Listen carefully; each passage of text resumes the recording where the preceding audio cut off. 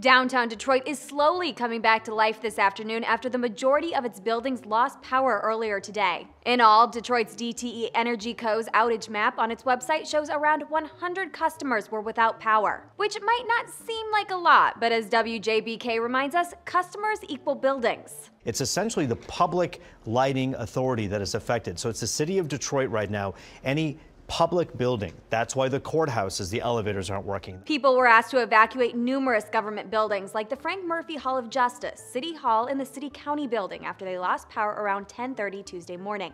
There were also reports of people being stuck in elevators. USA Today reports an ongoing murder trial had to be put on hold because the courthouse had to be cleared, and Detroit Medical Center's Detroit Receiving Hospital rerouted emergency trauma level patients to nearby hospitals. Also affected were local fire stations. The Detroit Free Press reported a few of the stations are currently running on generators. The Detroit Public School System tweeted that students will only be attending classes for a half day today due to the outage. Also turning to social media to let people know how the outage is affecting them are Wayne State University, the Detroit Institute of Arts, and the Detroit People Mover. And of course, as WXYZ shows, the power outage affected all the traffic lights downtown. WDIV reports the Detroit Public Lighting Department said it's determined the cause of the major cable failure and is working to fix the issue. And that's it. No word has been given on what caused the power outage. But unlike a storm that caused around 180,000 residents to lose power in southeast Michigan last month, many believe that this newest power outage can be attributed to outdated equipment. I suspect that this problem is related to the Detroit power lines because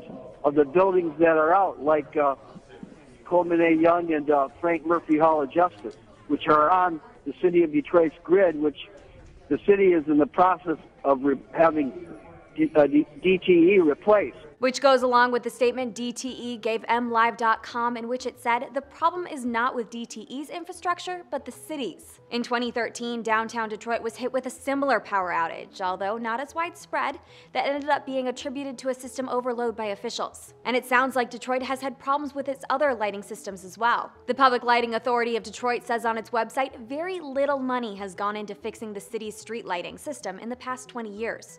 Approximately 1/3 of the lights in the system are not working for reasons that include copper theft, bulb outages, vandalism, obsolete technology, lack of repair staff, and a lack of funds to pay for repairs. Because of this, the city has been busy installing 55,000 new lights around the city and in nearby neighborhoods after selling $185 million in bonds. The Detroit News reports the city is currently in the process of transitioning its power business over to DTE, a caveat of its recent bankruptcy proceedings. This transition process is set to take 5 to 7 years. For Newsy, I'm Catherine Beek.